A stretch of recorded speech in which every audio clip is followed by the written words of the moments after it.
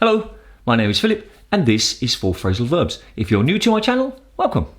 In today's video, I'm going to talk about phrasal verbs that can be used in difficult situations. The pandemic, the lockdown, the confinement would be a perfect example of that. The phrasal verbs are put up with, deal with, get through and resign to. Over here, you can see the chapters along with the times that they start. Down the bottom are YouTube's chapter dividers, and in the text description are quick jump links. All of those things mean that you can go directly to any part of the video that interests you the most. And remember, I highly recommend doing the quiz multiple times. So let's get started. Put up with. Put up with is inseparable and transitive, and it means to accept or to continue to accept an unpleasant situation or experience or someone who behaves unpleasantly. So let's look at the examples. Poor Jack, he has to put up with noisy upstairs neighbours. Or Sally has to put up with the phone ringing all the time. I don't know how she does it. So you're in a situation, you don't want to be in this situation, but you have to accept it. You don't really have the opportunity to change it or make any changes to that situation, so you have to accept it. So a perfect synonym would be to accept, to put up with. A quick anecdote, I used to work in an office where I shared an office, and the lady I worked with, she always let the phone ring about 6 or 7 times before she answered it. And her thinking was that if they weren't prepared to wait that long, they didn't really need to talk to you. Okay, seems a bit strange to me. So I had to put up with the phone ringing for a long time, whereas normally when I worked at my desk, as soon as the phone rang, I answered the phone. So there would be an example. Deal with. Deal with is inseparable and transitive, and it means to take action to do something, especially to solve a problem. Now, you're in a situation and you need to respond to that situation, and deal with is what you do to respond. So let's look at some examples. Yesterday, Sally dealt with an angry client. How are you dealing with the changes to your lifestyle due to the pandemic? So in the first example, she's saying that she had to respond to an angry client. Now, we don't know exactly what she did. We don't know how she dealt with it, but she had to deal with it. She had to do something. And in the second one, it's asking about the continuous idea. What responses are you making to the pandemic? Are you doing positive things, or are you becoming a little depressed, or those kind of ideas? So it's how you respond to difficult situations. Get through. Get through is separable and transitive, although it's unusual to use it in a separable way. One of my examples will be, but it's quite unusual. And it means to experience and survive a difficult or unpleasant situation.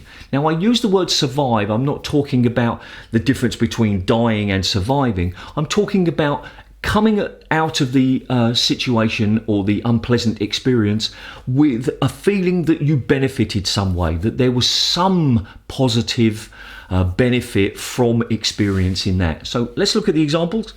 I'm sure you will get through this pandemic lockdown. And Sally got Jack through a horrible experience last year. I'm so proud of her. So in the first one, it's talking about, I'm sure that you will survive the pandemic. And I'm not talking about living or dying. I'm talking about getting to the end of the pandemic and feeling as though that you've got some benefit from it, whether that's a change to your lifestyle that's positive or a change to your outlook in your thoughts. And the second one is the idea that Sally helped Jack process a difficult or horrible experience. She provided some support for Jack that helped him respond positively to this experience. Resign to. Resign to is separable and transitive. To accept something unpleasant that cannot be changed. Now, you're probably thinking, but that's almost the same as put up with. And you're right. And believe it or not, this one is a little more formal, which seems strange to be talking about phrasal verbs being more formal, but this one is a little more formal than put up with. So let's look at the examples. He's resigned to studying online for a few months more. She resigned herself to not going to parties until her exams had finished. Now, resign to and put up with are normally about situations that are out of control. They are forced upon you. The second example isn't that case though. The first example is a person has to put up with studying online for a few months more. This gives the impression that this person doesn't want to do that. He would prefer to go to class face to face, but he can't. So he's resigned to. He has to accept it. Now, in the second one, this person has made the decision herself, but she's made it because she knows it's going to be good for her. Going to less parties and spending a little more time studying just before your exams will probably be very helpful. So normally, put up with and resign to are for situations outside of your control, and I'm using this hand motion to show that something's being forced upon you, but maybe you decide to do it because you feel that the benefit of this particular action is worth more than the action, than the other thing that you're avoiding. So there we go. Okay, it's time for the real world examples. So let's get started with those. They are coming in random order. So all of the 4 phrasal verbs, there'll be 2 from each, and we'll just see them as they come. First one is from Simply Suzette, and she says, I presume it's a woman because it's Suzette. One funny but not so funny fact I always think about is how cows burp and fart between 160 to 320 litres of methane a day.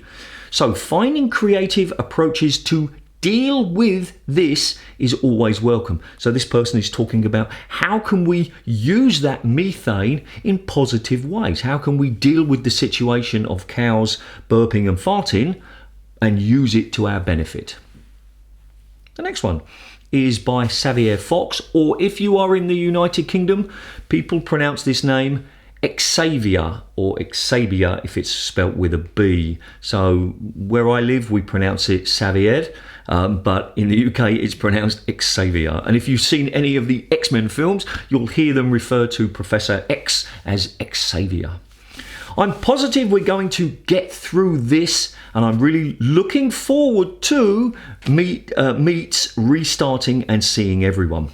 Won't read the rest of the tweet because it's not important, but we've got 2 phrasal verbs here. We've got looking forward to, which we've already seen, which is the idea of thinking about the future in a positive way. And this person is talking about to get through, to survive the pandemic and all of those things. Now, he uses the word meets, and what he means here is like a meeting, but not in a formal sense, where a group of friends or people with a hobby, which is what this is, they all like to get together and talk about their hobby and do some activities, those kind of things, and those are called meets. The next one is from Justin Trudeau, which is the Prime Minister of Canada. A few weeks ago, my 6-year-old son asked me, "Dad, is COVID-19 forever?" It's not. And we need to keep that in mind because yes, this sucks, but better days are coming. If we keep working hard and follow public health guidelines, we will get through this together. Sorry, right at the end of the tweet there. So to get through is to survive. We will finish this and we will be better for it. The next one is Tatiana. So tired of dealing with other people's energy. I think I need to change my profession. So this person is talking about how she has to respond to people who maybe have negative energy or different energy from her, and that's part of her job, and she wants to work with people who are more like-minded, who have a similar approach to their life and their work. Next one is from Brad Johnson. Teachers sure do put up with a lot of teachers sure do put up with a lot just to educate other people's children. So he's saying we have to accept a lot of difficult situations. I say we because I'm a teacher.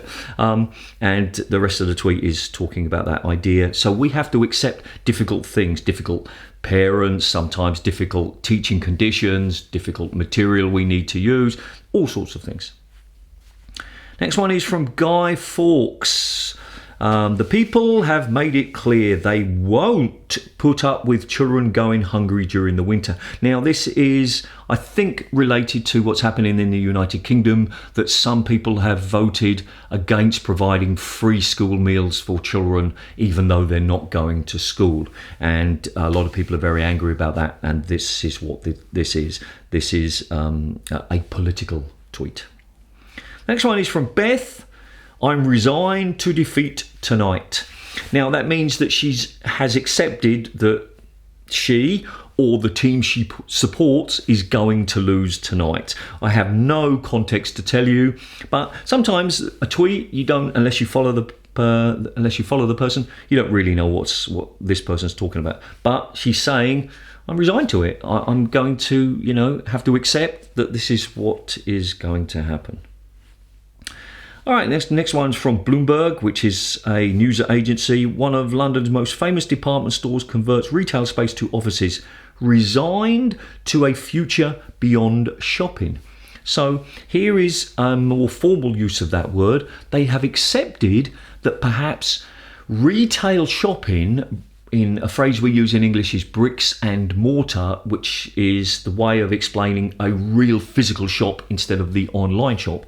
That these types of places now, they won't be able to use the space that they used in the past for shopping because there's not so many shoppers. So they've converted some of the space, or they've accepted that they need to convert some of the space into offices. So there's a more formal use of one. And that's it. Those are our real world examples, and it's time for the quiz. And remember, I highly recommend doing the quiz multiple times. Yes, I know I keep saying that, but that's because once is never enough. Unless you get all of the answers correct and you knew it and you weren't lucky, you need to do it more times. Do it 1 week after you've watched this video in full, 1 month, and then 3 months after, and that should be enough.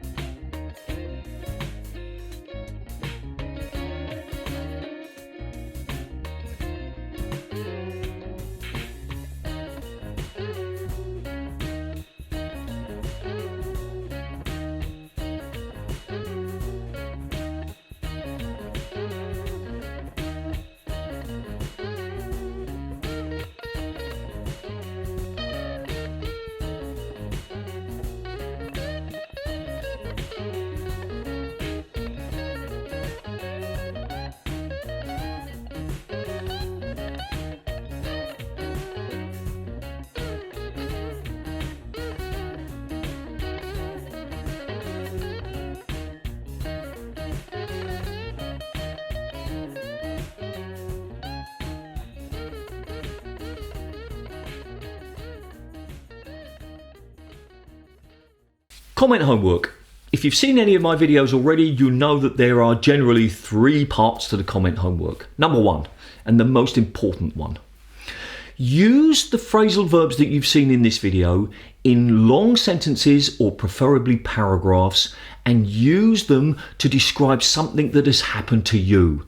I say that because if it's personal, it's easier for you to remember them, and then it'll be easier for you to use them in your English use in the future. Now, the pandemic has affected everybody in the world in some way. So using these phrasal verbs might be easier than some of the other phrasal verbs you've seen in the videos, because they should affect you directly. Second part of the phrasal verb is the comment homework, is to translate those phrasal verbs or the meaning of those phrasal verbs into your native language. I won't be checking those parts of the homework, but hopefully other native speakers of your language can help you. And then the third one, which is even more optional than the comment homework itself, because the comment homework is completely optional, is look for it in your daily use of English. See if you hear these phrasal verbs being used. And with the pandemic still happening in Europe, where I live, we've got the second wave coming. You should be able to hear these phrases in, newspapers or on the internet, news websites or other types of places, or native speakers using them, talking about their experiences. So this part of the homework should be easier than this part of the homework in other phrasal verbs, because they are being used more than normal. This is a subscription button. If and only if you think my content is useful, please consider subscribing. This is a video called Quad Quiz 1, which was a quiz about the first 4 phrasal verb videos. And this is a random video that YouTube thinks is a good fit for you based on what you've been watching. And remember, do something every single day to improve your English. See ya.